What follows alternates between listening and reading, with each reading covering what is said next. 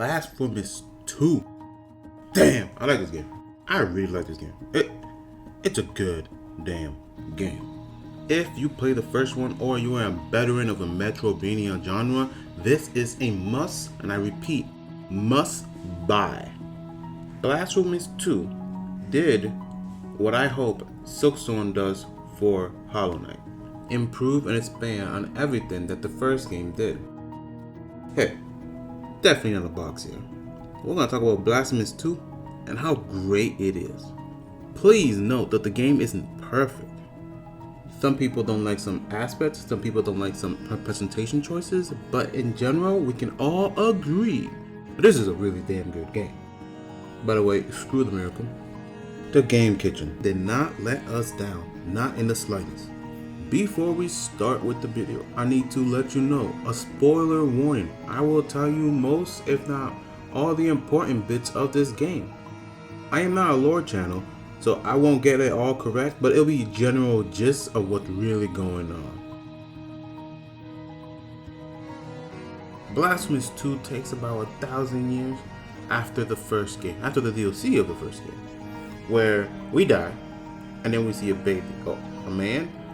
Apparently it's a heart. Listen, I can explain. I can explain. By the way, I reviewed the first game. The links down below or in the top right, there's a little exclamation part you can click. Enough of the shameless plug-in. Let's continue with the video. Blasphemous 2 is bigger, better, and more beautiful. Look at that background. Which is to be expected. I mean, that's what we want from a sequel. The one aspect I will have to legitly say that Blasphemous 2 does not compete with Blasphemous 1 is, well, music. Okay, listen.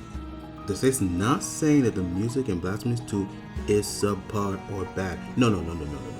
It is not. It is straight gold. But Blasphemous 1 has a couple tracks that just they shake me, right? I listen to them on my commute to work. Like if I'm having a hard day at the gym and I can't get in focus, I put on this specific song from Blasphemous 1. This song right here, it's so good. Que la Campanas me Doblen. God damn it, it is phenomenal. I don't have a single track in Blasphemous 2 that I can even compare to this. It's sacrilegious, and it's impossible to add the Game Kitchen, the creators of Blasphemous, to hit lightning strike twice when it comes to music. It's not possible. But what they didn't do for music, they did do for gameplay. Before that, just listen to, this is so good. I'm a slave to this song.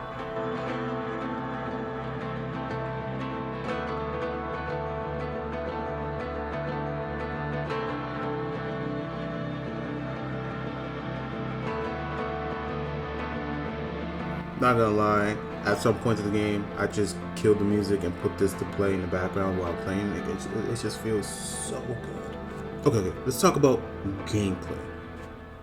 Gameplay has been improved dramatically, and I can't understate that, but dramatically. The moment-to-moment gameplay of Blasphemous 2 is vastly superior than Blasphemous 1, and it should be, and it's going to stay that way, which is why I will come back to Blasphemous 2 over Blasphemous 1. In Blasphemous 1, you had one weapon and a pretty lame skill tree. Let's be honest, this skill tree didn't really matter at all. I used the dash sometimes, and maybe the full combo once in a while, but that's it. But in Blasphemous 2, I had to sit there and look where I want to allocate my point for the skill tree. One of 3 skill trees. For weapons that you have that you can switch on the fly.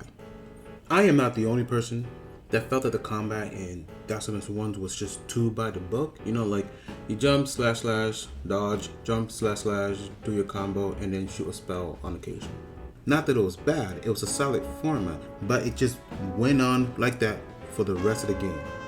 Blasphemous 2 says, I hear you, I understand, I took it into consideration, and my answer is pick one of 3.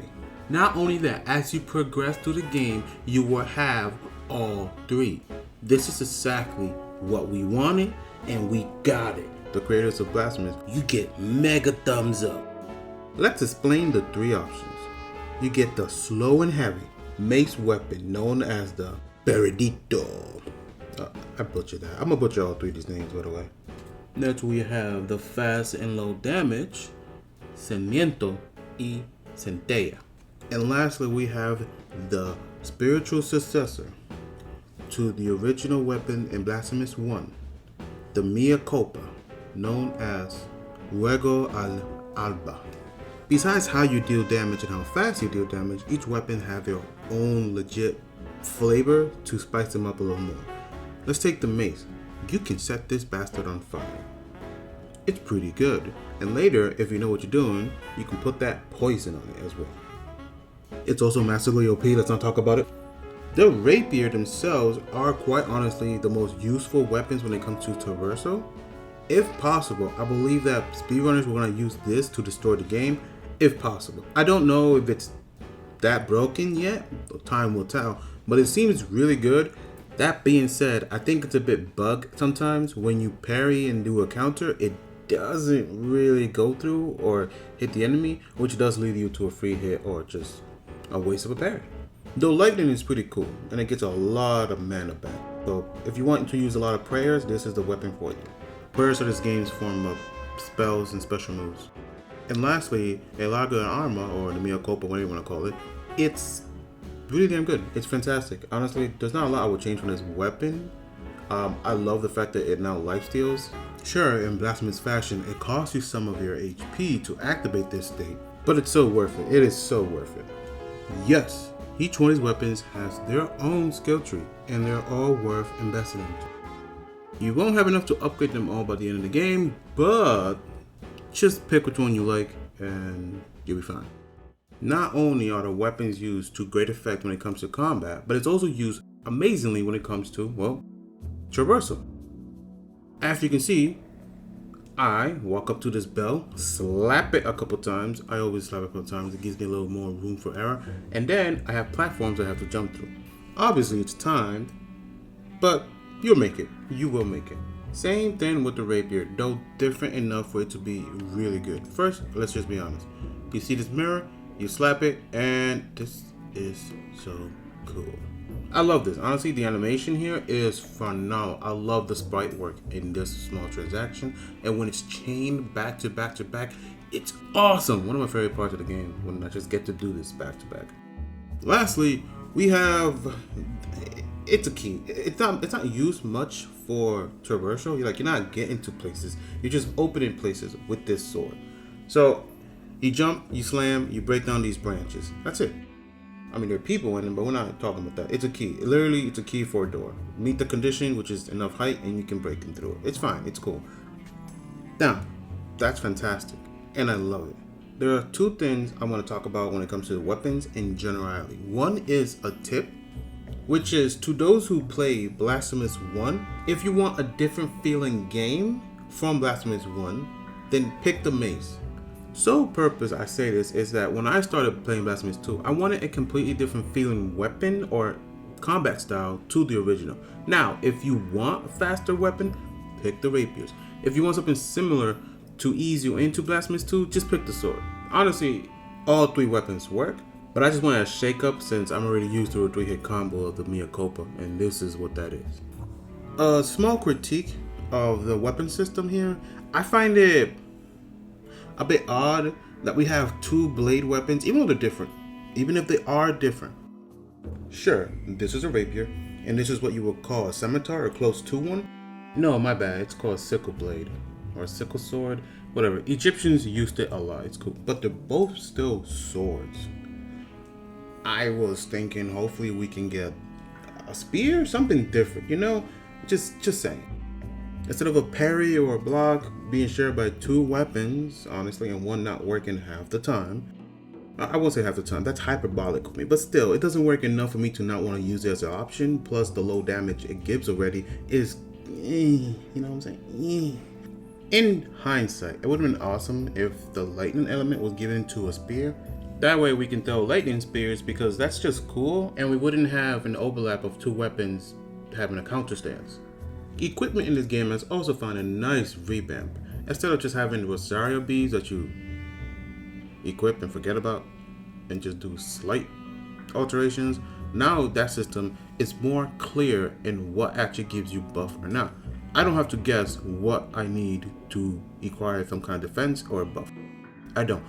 These little markers, shield, tell me exactly what I need to know. That's it. It's nice, clear, and concise. That being said, you really need to be paying attention to what each resistance you need in order to survive some of these fights. Because if the boss is hitting you with miasma, fire, lightning, or magic, whatever the hell this is, you will not live if you don't have some of these equipped. It's basic, you know, like bigger defense numbers equal bigger resistance, but at least it's intuitive enough for you to understand at a first glance what's going on. Where the game's customization really shines is when you meet the carpenter, the craftsman. I forgot his name. Let me look it up. He's cool person. He's cool. Mountainess, Master Sculptor Mountainess. There it is. He's a cool guy. I love him. You can now equip statues on your back. These statues give you various buffs and gameplay modifications.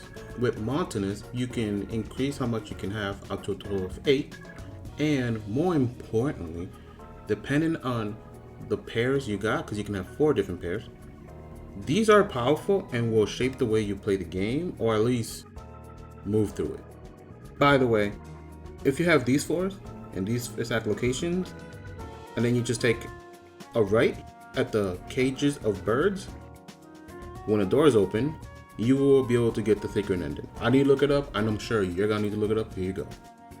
From this point forward, I'm gonna talk about the progression of the game, and for the most part, it's done really well.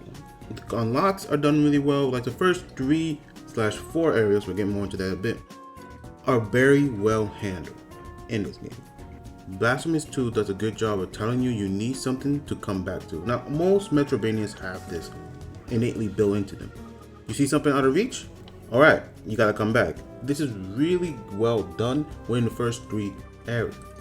Progression in those areas are handled masterfully because every area is focused around the mechanics of one weapon. So by the time you're done with the area, you already know exactly how this was going to be used throughout the game. Even better that there's side rooms that will challenge you to use the weapons, you know, all 3 or even 2 of them at once to get the treasure at the end. Further building on your skill set that you should be switching these weapons on the fly when it comes to traversal and even combat sometimes.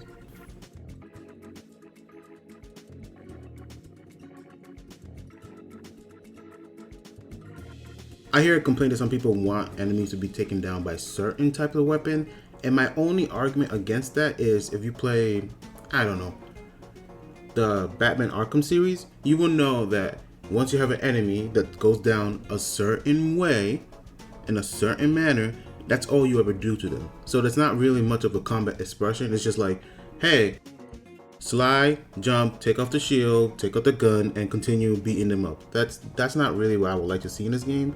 So having that choice is really good on the developers. Now I did mention a 4th area, and this 4th area is given to you very early in the game. If you go around collecting all 3 weapons and don't defeat a single boss, you could defeat like 1 or 2. But let's say you don't defeat a single boss. The Mothers of Mothers, it's a church. This is kind of funny because this used to be the highest point in the first game, but now 1,000 years later, it's the lowest point in this game, or one of the lowest points, right?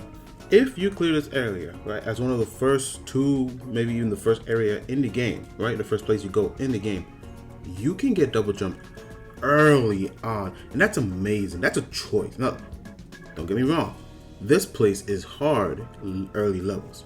You are gonna get tossed around early level, and that boss, second best boss in the game, by the way. I love him. I love him. He's so cool. The sounds, like, hear this. Some people might not like that sound, but it tells me he's about to do something and I need to be on my toes. It's a very good visual audio cue. And once you defeat him, the game rewards you with double jump. Now, you're not supposed to be here at all. This is the 4th, air quotations, 4th area of the game. and you came here early, got double jump, and that trivialized platforming, traversal, for the next 3 areas if you want to go back there and, well, you know, do your thing. Personally, I think it's amazing the game gives you that choice and it's not gated by progression, so mega props to the game for that. One thing I do have to say after this is, once you complete the first 4 areas, on your own leisure time, you can pick whoever you want to kill at whatever time you want. The game becomes linear, and that's not a bad thing for Metroidvanias, but if you have such a strong beginning where you can just trust the player to do whatever they want and tune it perfectly, I think you should do that as well for the late game, mid game, whatever you want to call this. Don't get me wrong, sure, the player needs an attendant path to go through, you know, something that they can handle reasonably. But if I want to get on the struggle bus and suffer through this game, handling enemies and locations I'm not supposed to be in, let me have that choice. I will learn the hard way, or I will succeed the hard way. That being said, right, that last point of it being linear, it's just me.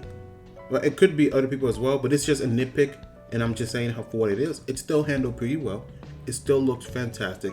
It doesn't have me walking around aimlessly not knowing what to do. It tells me this is the next location, figure it out. I know I have to mention this.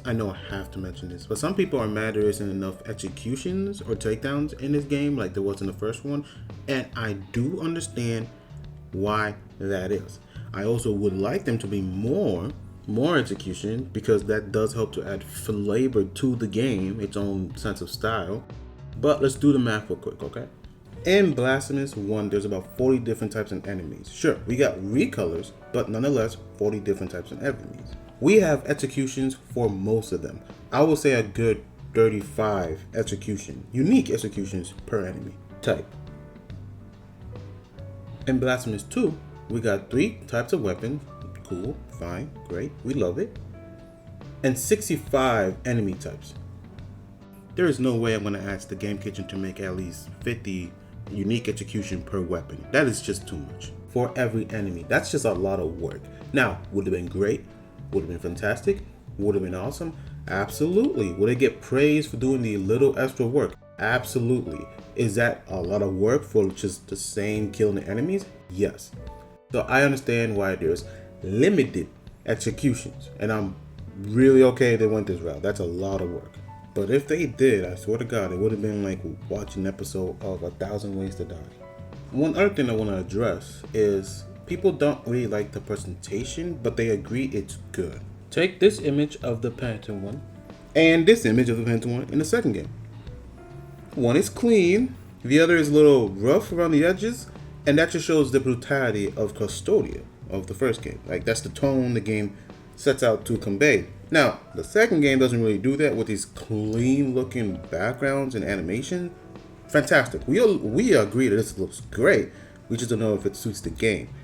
Me, personally, it don't matter. The game still gives away that darkness. I want to say the dark atmosphere, especially in some... I can't show this. I can't show this, but I can show this. I feel sorry for this lady, but I can't beat this game with like base health. I'm sorry, I'm not the guy. Next on the chopping block is bosses. For the most part, you shouldn't be suffering on these bosses at all, if anything at all, right? Boss design in this game is more of a duel, 1v1 fight me bro, or 2v1 on occasion, or actually just at one time. And for the most part, it works. But something that's missing is the spectacle of the grand fight. Like, we don't have our huge lady with half melted face. We don't have our skeleton being picked up by the most manliest hands ever. We don't have the baby in its weird umbilical cord. We just don't.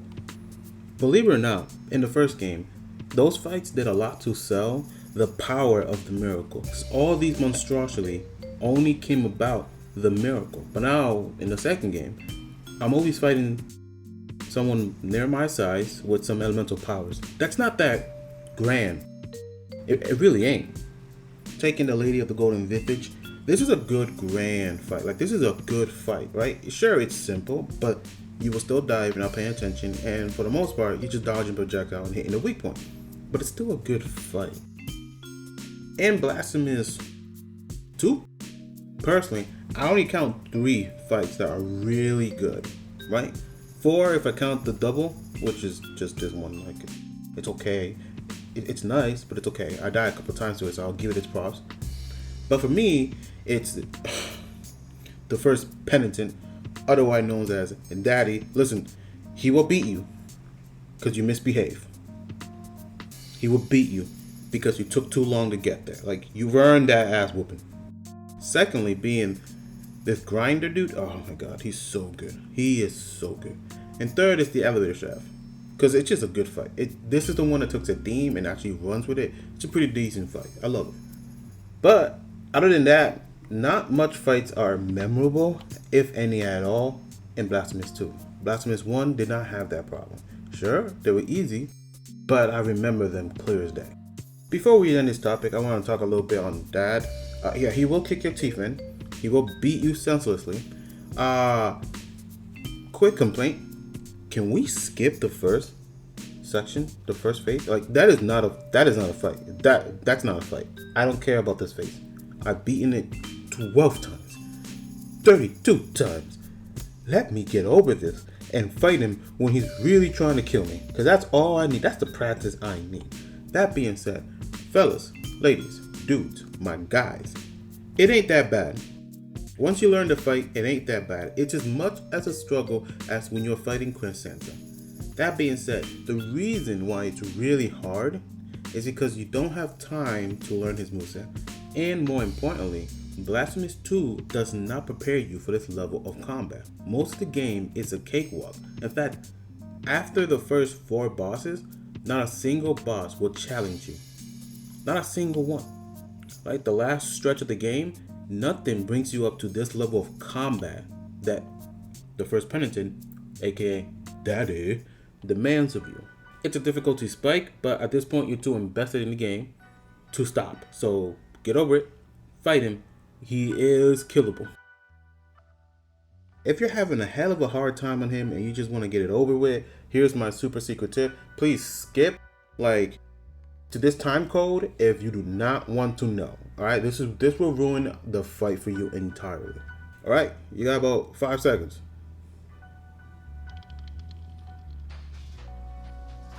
Okay, cool. If you do not want to fight him at all, you don't even want to bother learning, give him the JoJo Bizarre Adventure, give him the deal. Give him the deal.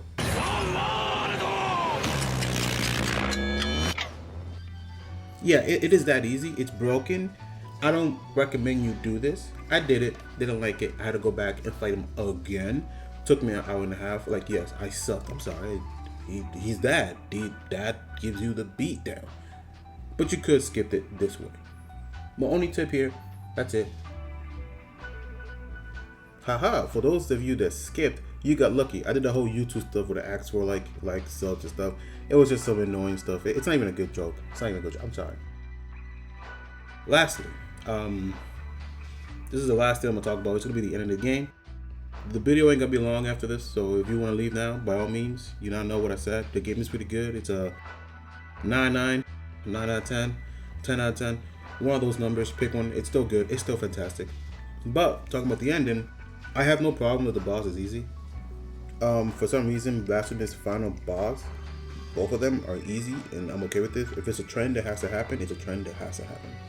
That being said, I hate the good ending, and I like the bad ending more. I just think the bad ending feels more blasphemous. I don't think they can set themselves up for another sequel with this ending, but there might be some good DLC that expand upon this stuff, that invalidate this completely like they did with the first game, which is why I'm not going to really harp on it. I am going to wait for the DLC of this game. I know it's coming.